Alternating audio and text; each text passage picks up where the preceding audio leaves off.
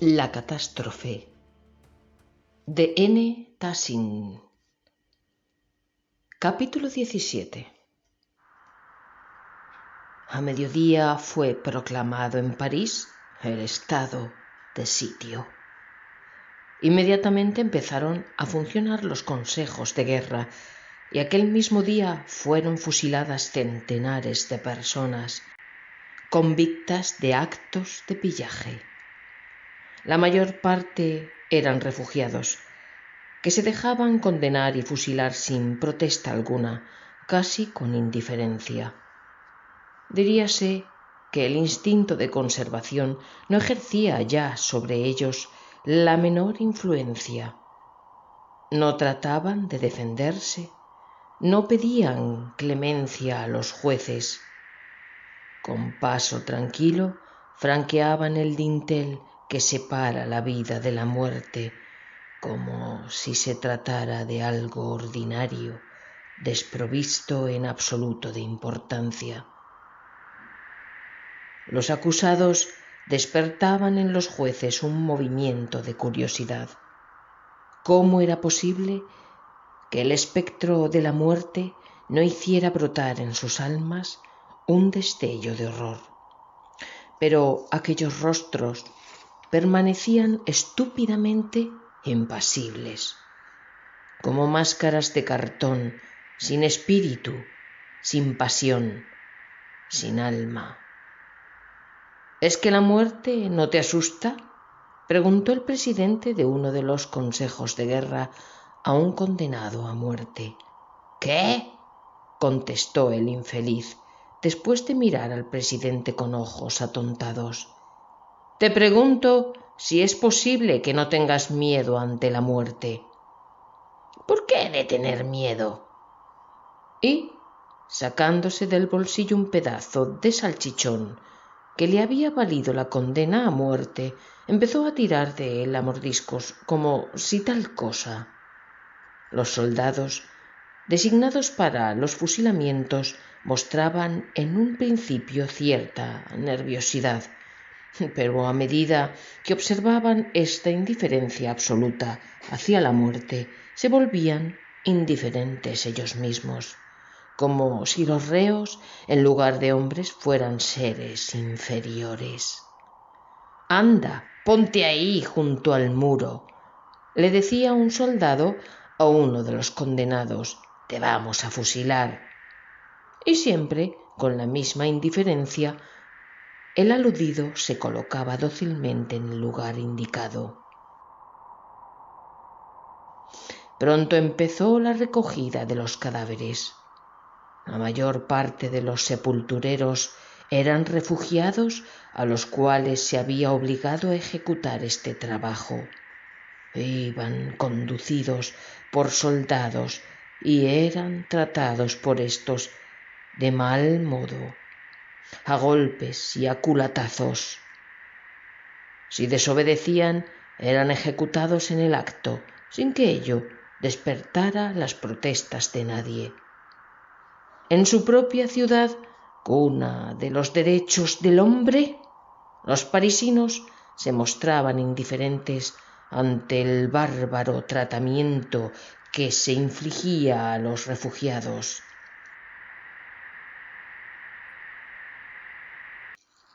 Diríase que el mundo había vuelto a los tiempos de la esclavitud, cuando los patricios, a pesar de su refinamiento, maltrataban y mataban a los esclavos con la misma facilidad que aplastaban un gusano en el camino. No era fácil la tarea de los sepultureros, obligados muchas veces a tener que extraer los cadáveres de entre las ruinas. En grupos iban de aquí para allá, como destacamentos sanitarios en un campo de batalla, después de cesar la lucha sangrienta.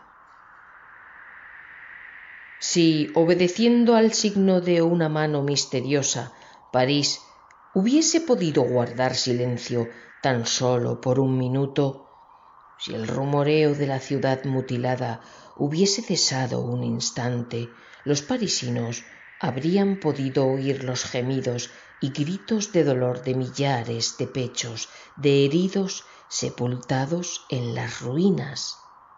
Pero estas voces de dolor y desconsuelo eran ahogadas por el zumbido de la enorme colmena humana que continuaba el curso de su vida. Muchas de las víctimas no consiguieron ser extraídas de las ruinas y perecieron en ellas de una muerte atroz. Los hospitales, clínicas y sanatorios estaban llenos de bote en bote de heridos y mutilados. Numerosos edificios públicos y casas particulares fueron transformados también en hospitales, pero a pesar de esto eran muchos los heridos que no encontraban sitio y había que dejarlos en sus patios, en los jardines y aún en las mismas calles. Médicos, enfermeras, hermanas de la caridad agotaban sus fuerzas en el trabajo incesante. Faltaban medicinas y material sanitario a causa, sobre todo, de haber sido destruidos muchas de las farmacias y depósitos. Pero este espectáculo era tan solo un pálido reflejo de lo que ocurría en los descensos a la ciudad subterránea. Las galerías estaban materialmente llenas de cadáveres, que era preciso extraer cuanto antes a fin de que la población de París no pereciera envenenada por las emanaciones fétidas que empezaban a desprenderse.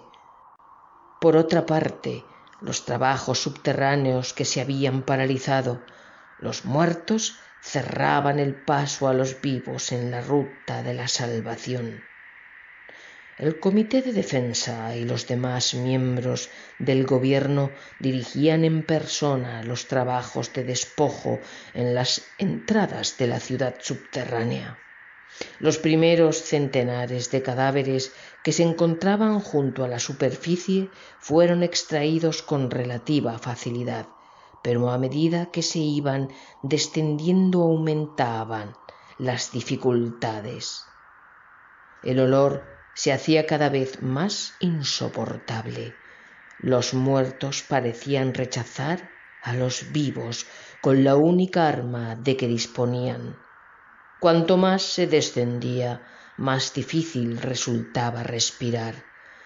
A causa del olor asfixiante, caían los obreros a menudo sin sentido.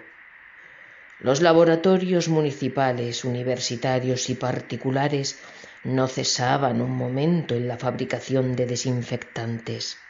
A toneladas eran estos arrojados en las galerías y los que en ellas trabajaban iban provistos de máscaras especiales y compresas de líquidos antisépticos.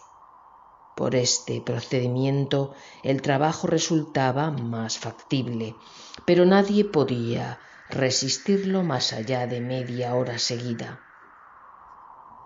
Fue necesario organizar el trabajo por equipos que se relevaban a muy cortos intervalos.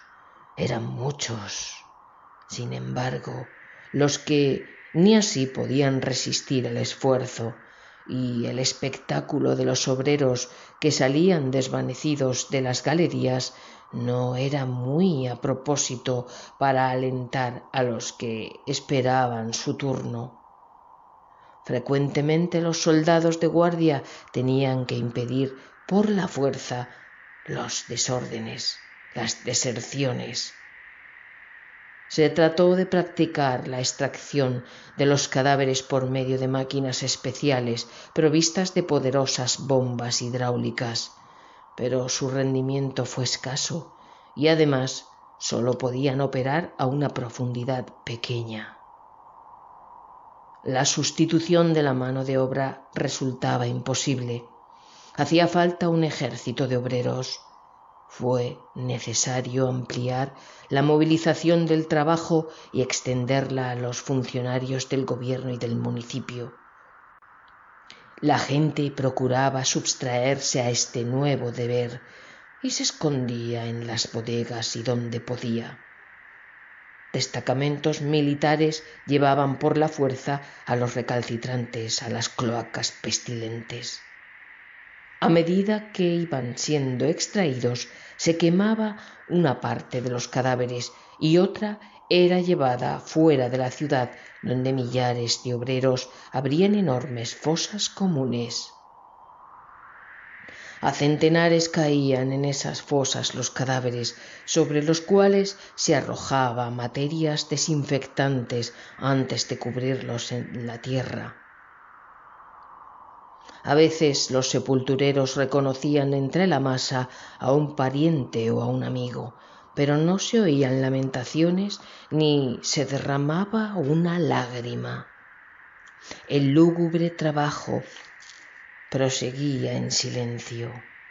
Se diría que los horrores sufridos habían cambiado la naturaleza humana y aniquilado los sentimientos más elementales. La muerte se había convertido en algo banal. Mientras tanto, el aire se enrarecía y el hedor se infiltraba por todas partes. Invadía las calles y penetraba en las casas. Los muertos parecían querer vengarse de los vivos y desde el fondo de sus tumbas mandaban un siniestro y amenazador memento mori. Vengativos y rencorosos querían ahogar con su aliento fétido la ciudad, ese París tan bello poco antes y ahora horriblemente mutilado, medio muerto. En las casas vecinas, a las entradas del subterráneo, sobre todo, se hacía la atmósfera irrespirable. De ellas huía la gente como de focos apestados, pero el hedor les perseguía como un enemigo maligno e infatigable hasta los puntos más remotos de la ciudad. De nada valía refugiarse en las casas, cerrar herméticamente puertas y ventanas. El hedor, invisible, casi inmaterial, encontraba siempre una rendija por donde infiltrarse, y el triunfo era finalmente suyo. En los laboratorios se trabajaba día y noche febrilmente, fabricando los desinfectantes a toneladas para combatir el nuevo azote abatido sobre la ciudad. Un ejército de químicos y farmacéuticos libró la batalla contra ese enemigo, tanto más peligroso por cuanto que era invisible e impalpable. Era preciso ir a prisa, porque cada hora de retraso hubiese podido ser fatal para París. Era indispensable, costara lo que costara, limpiar las galerías de descenso y enterrar los cadáveres. Estos trabajos de urgencia suma avanzaban con una lentitud desesperante. Vanas resultaban las enérgicas medidas, las órdenes severas y las amonestaciones de las autoridades. Inútilmente trataban los directores de los trabajos, con Stephen y Harrison a la cabeza, de infundir valor a las masas, predicando con el ejemplo, bajando ellos mismos a las cloacas infectadas y ayudando en la extracción de los cadáveres. Las gentes trabajaban sin un átomo de estímulo, como presidiarios. La orden del Comité de Defensa, disponiendo que los trabajos siguieran día y noche sin interrupción, provocó una serie de protestas violentas. ¿Y los zootauros?, preguntaban las gentes. «Moriremos todos devorados». «Por lo menos de noche que nos dejen tranquilos», exclamaban otros.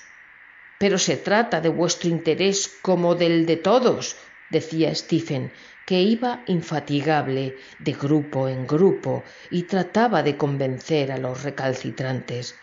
«Cada hora, cada minuto perdido permite que la infección se extienda y puede costar a París millares de víctimas. La eficacia de estos argumentos era casi nula. Agotadas por la fatiga, los sufrimientos y las privaciones, las gentes solo deseaban una cosa: huir lo más pronto y lo más lejos posible de aquellos lugares malditos. Y muchos huían a pesar del rigor de las medidas adoptadas, huían hacia los campos vecinos y allí se instalaban al raso en campamentos fantásticos, gozando del placer de respirar a plenos pulmones, lejos del enemigo horrible y fétido que había convertido la ciudad de París en una cloaca.